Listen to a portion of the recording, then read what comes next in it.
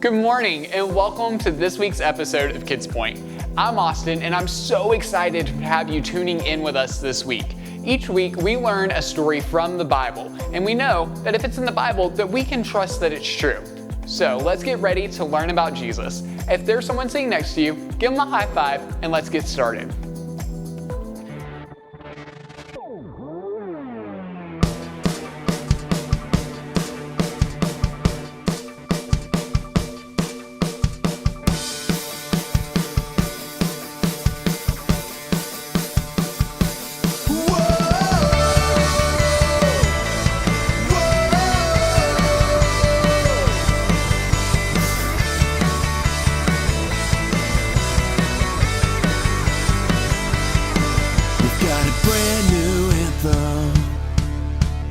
Brand new sound, so get everybody talking, yeah.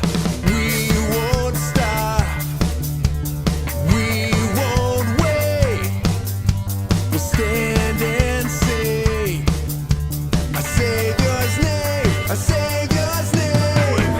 Sing it out, sing it out, sing it out, Jesus is alive right now. Whoa, sing it out, sing it out, sing it out, Jesus is alive right now. Whoa, whoa.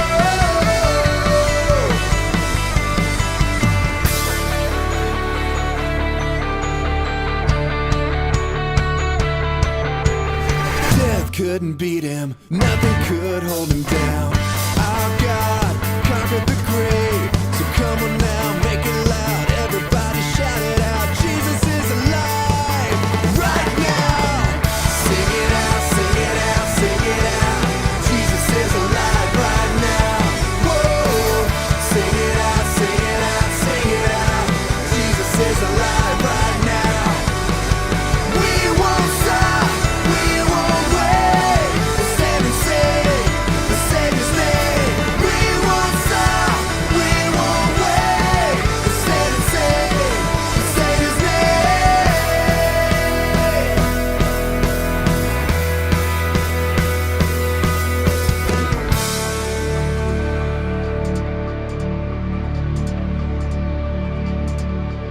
Jesus is alive right now. Jesus is alive right now. Say, Jesus is alive right now. Jesus is alive right now. Shout it out. Jesus is alive right now. Jesus is alive right now. Jesus is alive right now. Jesus is alive right now. Whoa! Sing it out, sing it out, sing it out. Jesus is alive right now. Whoa! Sing it out, sing it out, sing it out. Jesus is alive right now. Whoa! Sing it out, sing it out, sing it out. Jesus is alive right now. Whoa! Sing it out, sing it out, sing it out. Jesus is alive right now. Whoa!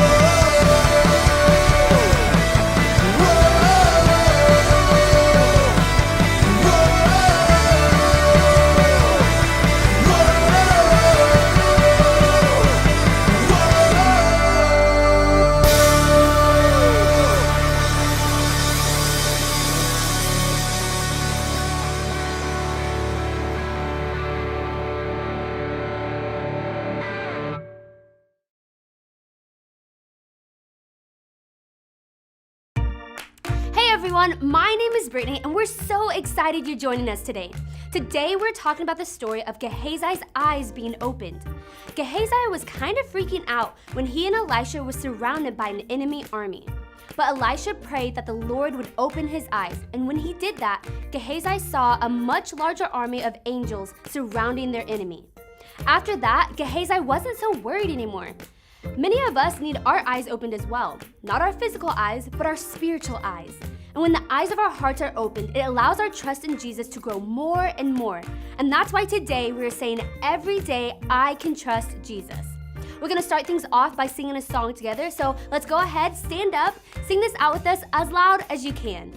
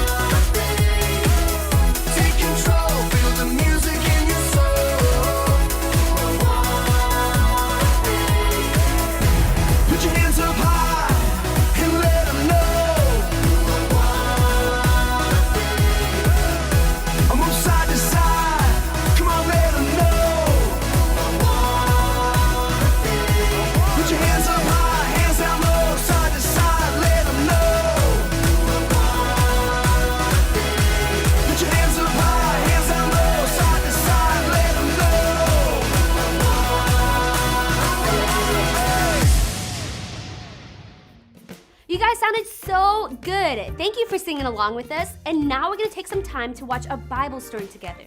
Like I said earlier, today's story is about Gehazi's eyes being opened. So let's check it out.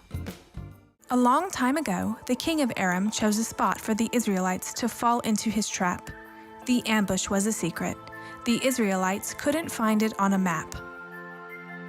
A holy man learned of the king of Aram's plot. I must tell my king, he quickly thought. This man was no ordinary Israelite. His name was Elisha the prophet. His gift was very special. Not even kings could top it. Elisha was a messenger of God and could tell others what God said. He could even warn leaders before evil plans had a chance to spread. Elisha told the king of Israel, "Watch out! King Aram has set up a trap for your army in this place. It's an ambush you do not want to face." The king of Israel warned his army not to visit that place. But the king of Aram found out and was furious. How could the Israelites find out? King Aram was very curious. The king of Aram called his officers and asked, "Which one of you gave our secret away to the king of Israel? Tell me fast." "Sir, Elisha was the one who told of our secret plan. He must not be any ordinary man." The king of Aram sent horses and chariots to surround Elisha's town. He planned to stage a violent showdown. Elisha's servant saw the horses and chariots and was worried. But Elisha replied in a hurry, "Don't worry. There's no need to hide. We have God's angels on our side. And because God loves and favors us so, we can be confident we are safe. This I know. God, open my servant's eyes and let him see, so he knows that he's safe with God and believes me." The scene was incredible. The servant was amazed. God's protection was visible. The servant knew to give God praise. The servant's eyes were open to see God's actions. When the Arameans eventually attacked, Elisha prayed with passion.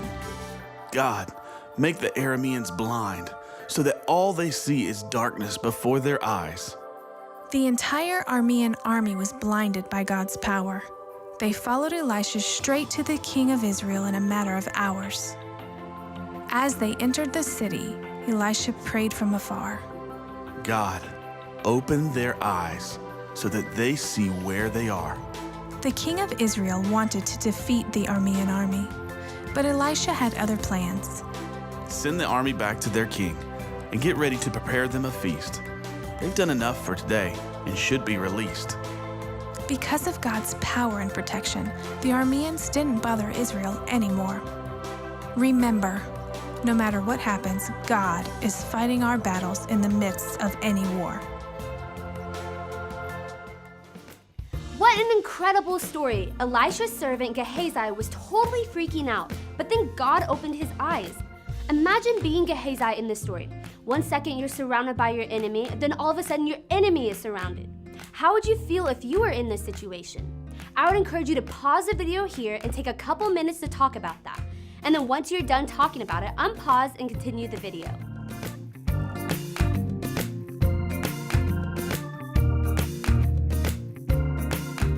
Our friend Pastor Andrew is going to be talking to us a little bit more about our story right now, so let's take a look. In the Bible, in 2 Kings chapter 6, we see another crazy story involving Elisha. The city he's staying in is surrounded by an enemy army, and they're wanting to take out Elisha. But when Elisha's servant steps out to see this enemy army, he begins to panic, like any normal person would do. But Elisha is calm and cool. He simply prays for his servant, "Open his eyes so that he can see." And then the servant sees that it's really this enemy army that is surrounded by the army of God. There's no need to worry anymore. One thing leads to another, the enemy is led away, there's a party, and everyone is safe. Classic Elisha.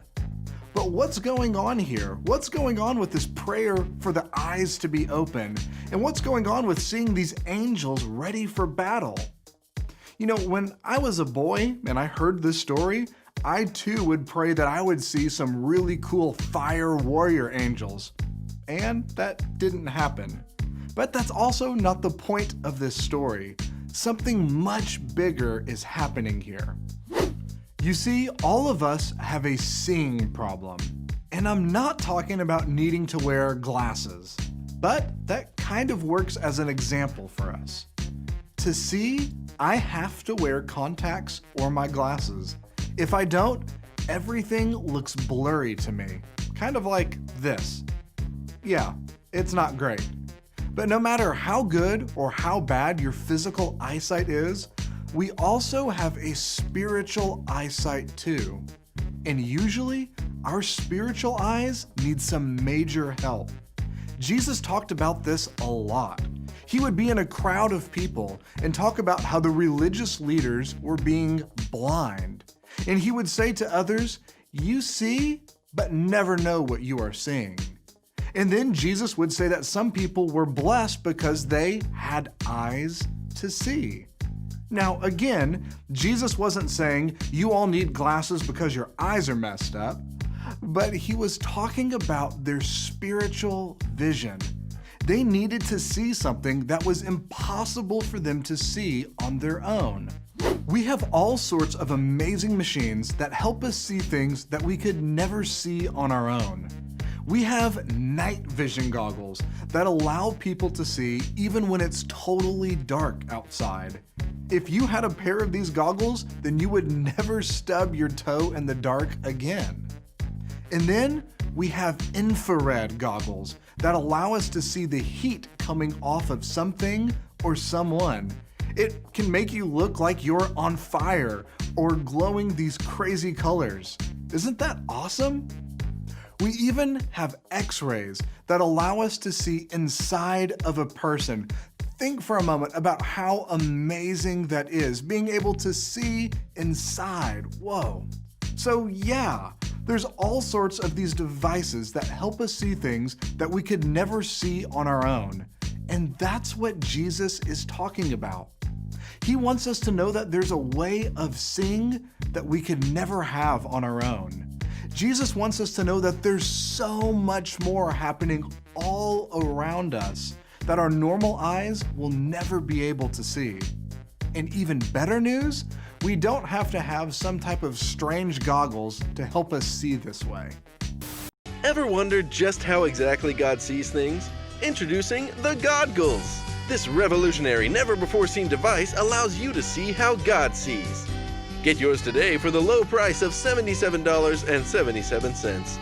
The goggles are not guaranteed to work. Please consult your doctor before using this product. They cause skin irritation, hot dog fingers, sudden and complete pizza face, memory loss, bee's knees, uncontrollable dance breaks, inability to dance, temporary tooth loss, or blindness. Order yours today! Yeah, those aren't real. The only way we're able to see this way is by God opening our spiritual eyes to see more of what God sees. In Ephesians 1, Paul teaches us to pray this way. I pray that the eyes of your heart may be enlightened. That means filled with light, in order that you may know. Think of your heart as having eyes, and those eyes are dark. No light is getting through, and then God sends light to the eyes of your heart, and your heart begins to see. That's what Paul is talking about. That's what happens when the eyes of your heart, your spiritual eyes, are opened. You start to know. You begin to see, to know, like Elisha's servant, that God is all around you. Even though your natural eyes can't see him, or you might feel like he is far away, you can know that he is close to you. You can know that God is doing way more than you think he's doing. You can know that God loves you like crazy. You can know that he wants the best for you. And more than anything, he wants you in his family. The cross of Jesus seems crazy to lots of people whose spiritual eyes aren't yet opened. But when God opens the eyes of their heart, you begin to see the cross of Jesus. You begin to see that his resurrection is real and powerful and beautiful, and that it's for you.